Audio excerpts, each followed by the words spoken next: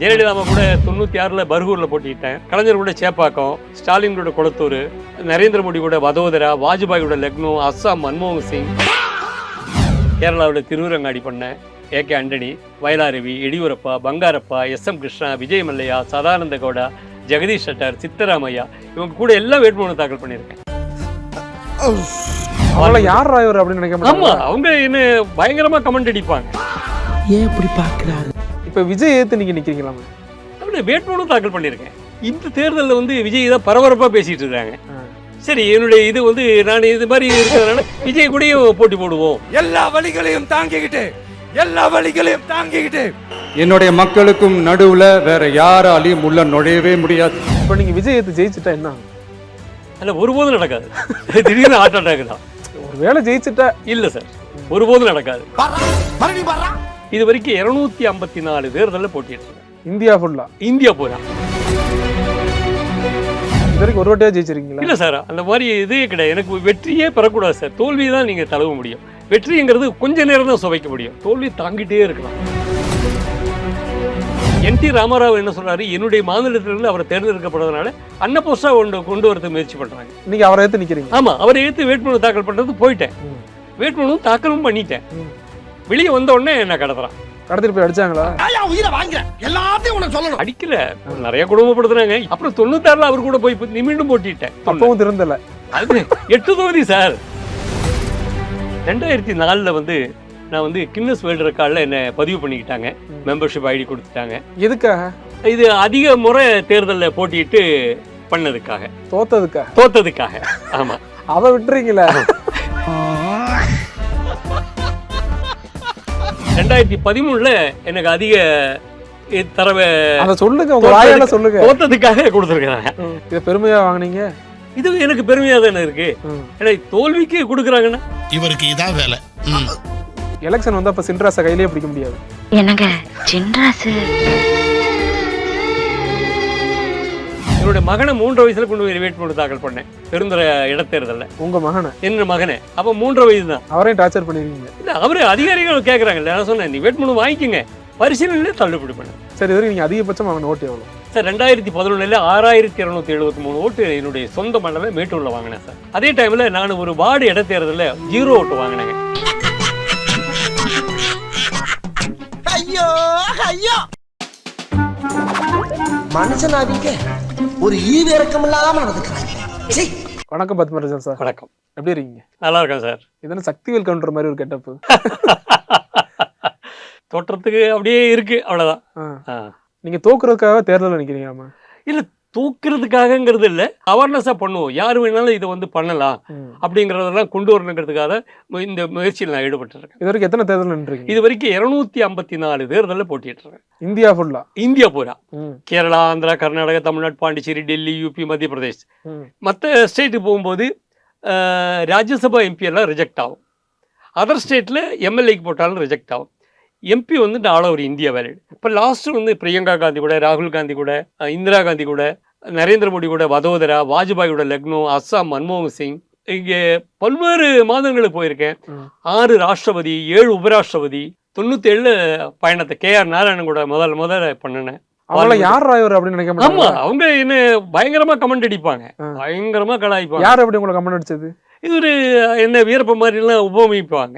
டெல்லியில் 97ல் நான் நாமினேஷன் பண்ணுறது போகிறேன். 7 கலரில் ஒரு துண்டு ஒன்று போட்டேன். அந்த துண்டை வச்சுட்டு அப்படி பார்த்தோன்னே, யோ வீரப்ப மாதிரி இருக்கு. யார் சொன்னது? அது அங்கே இருக்கிற ஆஃபீஸர்ஸ். அவங்களுக்கு அந்த லுக் அப்படி தானே தெரியும். ஜெயலலிதா கூட 96ல் பர்கூரில் போட்டிட்டேன். அதே மாதிரி ஆர்கே நகரில் பண்ணேன், ஆண்டிப்பட்டியில் போட்டிட்டேன்.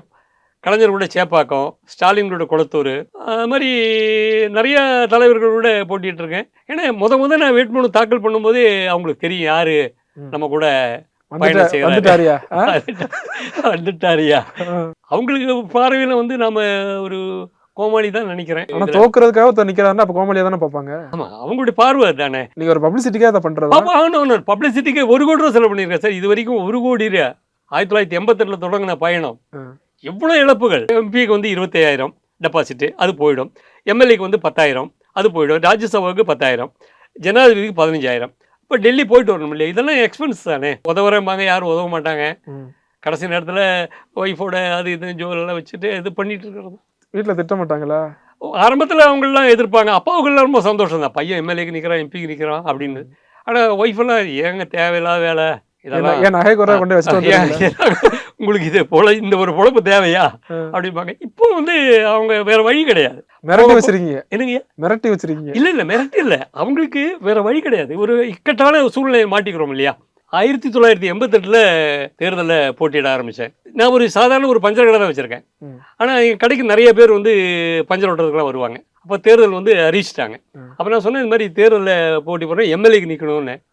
யோ உனக்கு என்ன கிறுக்கா பிடிச்சிருக்கு, எம்எல்ஏக்கு நிற்கணும்னா பெரிய பெரிய ஆளுங்க தான் நிற்க முடியும், பஞ்சர் ஓட்டுறவங்களாம் நிற்க முடியுமா அப்படின்னு ரொம்ப ஏளனமா, ரொம்ப கிரிட்டிசைஸ். அப்புறம் பார்த்தேன், டென்ஷன் ஆயிட்டீங்க? ஆமாம், டென்ஷன், ஓவரால் டென்ஷன். ஏன்னா ஒரு அடித்தட்டில் இருக்கவங்களுக்கு பண்ண முடியாதா? அப்போது வந்து தொடங்கின ஒரு இதுதாங்க இந்த பயணம். அப்போது தேர்தலை நாமினேட் பண்ணோடனே பரபரப்பாக இருந்துச்சு. எல்லாருமே சுயேட்சையா? இண்டிபெண்ட், நமக்கு எந்த பார்ட்டி சீட்டு கொடுக்க போகிறாங்க. அப்போ எனக்கு சின்ன மீன் சின்னம் கிடச்சிது. நான் என்னுடைய மேட்டூர் டேமில் இருக்கேன். நான் மேட்டூர் டேமில் எங்களுக்கு சின்னமே எனக்கு சின்னம் கிடச்சதுனால அரசியலில் மீன் பிடிக்கலாம்னு பார்த்துருக்கீங்க? கரெக்ட். எத்தனை ஓட்டு வாங்கினீங்க? அப்போ வந்து கம்மி தாங்க, ஒரு 50 ஓட்டு என்னமோ தான் வாங்கினேன். ஆமாம், 38 வருஷம் இந்த அரசியலில் நான் இருந்துட்டுருக்கேன். இது வரைக்கும் ஒரு ஓட்டையாக ஜெயிச்சிருக்கீங்களா? இல்லை சார், அந்த மாதிரி இதே கிடையாது. எனக்கு வெற்றியே பெறக்கூடாது சார், தோல்வி தான் நீங்கள் தழுவ முடியும். வெற்றிங்கிறது கொஞ்ச நேரம் தான் சுவைக்க முடியும், தோல்வி தாங்கிட்டே இருக்கலாம். ஏன் அப்படி? இப்போ இந்த தொகுதியில் கிட்டத்தட்ட 50 வேட்பாளர்கள் போட்டியிடுவாங்க. அதில் ஒருத்தர் தான் ஜெயிக்க முடியும்.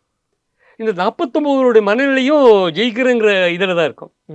எனக்கு சந்தோஷமான தோல்வி, எனக்கு தெரியும் நம்ம இதில் வெற்றி பெற முடியாதுன்னு. இந்த மீசை கெட்டப்லாம் ஒரு மாதிரி டெரராக இருக்கு. இப்போ கம்மிங்க, கொஞ்சம் முன்னாடி நல்லா நிறையா இருந்தது. எதிர்த்து போட்டிட்டு நம்ம பார்த்து பயப்படுறதுக்கா? அதில் அவங்க நம்மளை தான் மிரட்டுவாங்க. 91 கடத்திட்டே போயிட்டான் ஆந்திராவில். கடத்திட்டா? ஆமாம் சார், 91 கடத்திட்டே போயிட்டான் ஆந்திரா மாநிலத்தில். எதுக்காக? அன்னைக்கு வந்து நரசிம்மராவ் பிரதமராக இருக்கார்.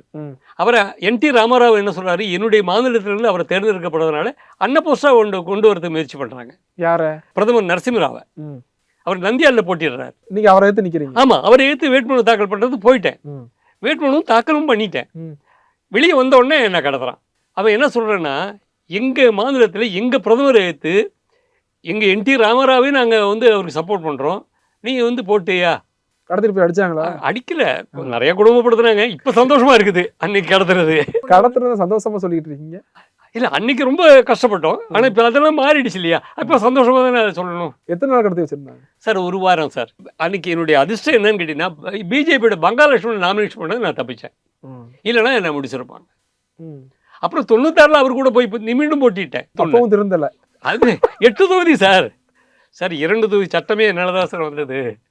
1996 5 மாநிலங்களில் போனேன். கேரளா, ஆந்திரா, கர்நாடகா, தமிழ்நாடு, பாண்டிச்சேரி ஒரே டைமில் சார். நீங்கள் நினச்சி பாருங்க சார், உங்களுக்கு 7 நாள் தான் இருக்குது. 7 நாள் 5 மாநிலம் போயிருக்கேன். 5 MP 3 MLA. அப்போ தான் பர்கூரில் மேடம் ஜெயலலிதா கூட போட்டி போட்டேன். போட்டி போட ஆளுகளே கிடையாது மேக்ஸிமம். இல்லை சார், இது வரைக்கும் இல்லை. தேர்தலில் நீங்கள் பெரிய சாதனைலாம் பண்ணியிருக்கீங்களாமா? ஆமாம், 2004 வந்து நான் வந்து கின்னஸ் வேர்ல்டு ரெக்கார்டில் என்னை பதிவு பண்ணிக்கிட்டாங்க. மெம்பர்ஷிப் ஐடி கொடுத்துட்டாங்க. எதுக்காக? இது அதிக முறை தேர்தலில் போட்டிட்டு பண்ணதுக்காக. தோத்ததுக்காக. ஆமாம். அதை விட்டுறீங்களா? இல்லை, அதே மாதிரி லிம்கா புக் ஆஃப் ரெக்கார்ட்ஸ் 2013 எனக்கு அதிக தரவை சொல்லுங்க, தோத்ததுக்காக கொடுத்துருக்காங்க. அதே மாதிரி இந்தியா புக் ஆஃப் ரெக்கார்ட்ஸ் தேர்தலில் அதிக தடவை போட்டிட்டதுக்காக இதை கொடுத்துருக்காங்க. இதை பெருமையாக வாங்கினீங்க? இது எனக்கு பெருமையாக தானே இருக்கு. ஏன்னா தோல்விக்கு கொடுக்குறாங்கன்னா, இப்போ கடைசியாக வந்து பத்மஸ்ரீக்கு அப்ளை பண்ணியிருக்கேன் சார். தோல்விக்கு ஒரு அவார்டு தராங்கங்கிறது ஒரு பெரிய விஷயம் தானே. அப்போ பரீட்சையில் ஃபெயில் ஆனவங்களுக்குலாம் இந்த மாதிரி கொடுக்கணுமா? இல்லை, நிறைய பேர் ஒரு எக்ஸாமில் தோற்று போயிட்டாவே மன உளைச்சல் ஆயிடுறாங்கல்ல. அப்போ அவங்களும் இந்த மாதிரி ஊக்கப்படுத்தணும். கண்டிப்பாக. அவருக்கு எல்லாத்துலையும் நான் தான் சொல்கிறேன், தோல்வியை தாங்கிக்குங்க. எல்லாருமே வெற்றி பெற முடியாது. என்னோட மகனை 3 வயசுல கொண்டு போய் வேட்புமனு தாக்கல் பண்ணேன் பெருந்துறை இடைத்தேர்தலில். உங்க மகனை? என்ன மகனை. அப்போ 3 வயசு தான்.